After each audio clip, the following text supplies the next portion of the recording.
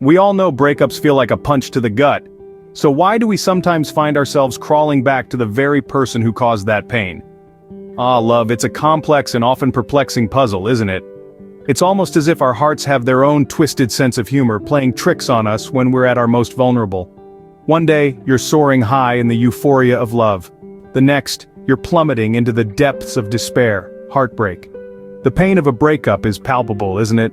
It's not just an emotional pain, but it can manifest physically too. A tightening in the chest, a knot in the stomach, a heaviness that just won't lift. It's as if someone has yanked the rug out from under your feet and you're left reeling, trying to make sense of it all. Ever heard about the love hormone oxytocin and its role in relationships? Let's delve into the fascinating world of biochemistry and how it can influence our most intimate connections. Oxytocin is a hormone produced by the human brain, often associated with feelings of love, trust, and social bonding. It's released during moments of intimacy and closeness, such as hugging, kissing, or even just holding hands. The more we engage in these activities with a particular person, the stronger our attachment to them grows, courtesy of oxytocin. Interestingly, oxytocin doesn't just play a role in the honeymoon phase of a relationship. It continues to be a significant player throughout the relationship's lifespan, influencing our decision to stay or return to a partner. This is because oxytocin helps to create a sense of familiarity or comfort zone with a person. It can make us feel safe, secure, and deeply connected to them, even when the relationship might be far from healthy or beneficial. Our minds are experts at playing tricks, especially when it comes to past relationships. You know that feeling of looking back at an old photo album, and everything just seems better? That's nostalgia, and it's not just about photos or events. It happens with our past relationships too. Our brain has this funny way of donning rose-colored glasses when we reflect on our past love affairs. Let's talk about these rose-colored glasses for a minute. They're not some fancy fashion accessory, quite the opposite. They're a psychological phenomenon that causes us to remember past events as being more rosy and pleasant than they were in reality. This often happens when we reminisce about our exes. We remember the good times, the laughter, the shared secrets, the warmth. But what about the fights? The tears, the silent treatments, the incompatibilities? Those seem to fade into the background, don't they?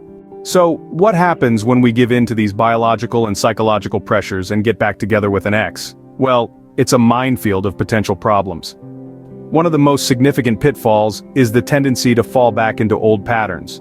You've been here before, you know the dance, and it's all too easy to slip back into the same routines, the same arguments, the same problems. It's like an old song that you can't get out of your head no matter how hard you try.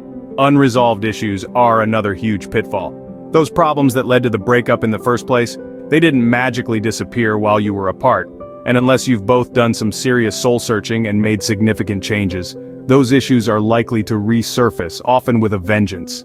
And then, there are the unrealistic expectations. The rose-colored glasses of nostalgia can make us believe that things were better than they really were, that problems weren't as bad as they seemed, or that this time will be different. But reality often tells a different story. But why is this all important? Because growth and change are essential for healthy relationships. If you're stuck in the past, repeating old patterns, dealing with unresolved issues, and clinging to unrealistic expectations, then there's no room for growth. There's no room for change. And without growth and change, a relationship can become stagnant, unfulfilling, and ultimately unhealthy. So it's crucial to be aware of these pitfalls if you're considering rekindling an old flame. It's not to say that it can never work, but it requires a lot of hard work, self-awareness, and honesty. And most importantly, it requires change. Rekindling a past relationship often leads to a cycle of breakups and makeups, which can be emotionally draining and damaging. So before you jump back into the fire, consider these pitfalls and ask yourself, is it really worth it? So, if getting back with an ex is often a mistake, how do we move forward? Well, the answer lies within us. It's about learning to cope, heal, and grow. It's about understanding that we are not just pieces in a jigsaw puzzle waiting to be completed by someone else. Rather, we are our own beautiful, complete puzzles, capable of creating our own vibrant pictures of life. One of the most important things to remember is that you're not alone. You have friends, family, and loved ones who are there to support you, even on your darkest days. Lean on them. Share your feelings. Let them remind you of your worth when you forget. Next, engage in activities you love. Ever wanted to learn how to play the guitar? Or maybe you've been wanting to get back into painting? Now's the perfect time. Hobbies not only distract us from our pain, but they also help us rediscover our passions, our joys, our individuality, and then there's self-care. Oh, how we often underestimate the power of a good night's sleep, a balanced diet, and regular exercise. These simple things can do wonders for our mental and emotional health.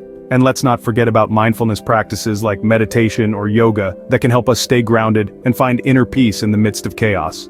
But perhaps the most crucial part of moving forward is learning from the past. Each relationship, each heartbreak, is a lesson.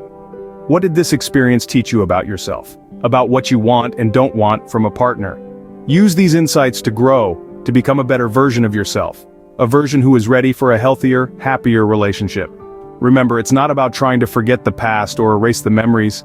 It's about acknowledging the love that was, the pain that followed, and the strength that emerged. It's about taking these experiences, these lessons, and using them as stepping stones towards a brighter future. Remember, it's not about forgetting the past, but learning from it and moving forward towards healthier, happier relationships. If you have found this video helpful, please give it the thumbs up and remember to subscribe to this channel. Thanks for watching and feel free to leave a comment below.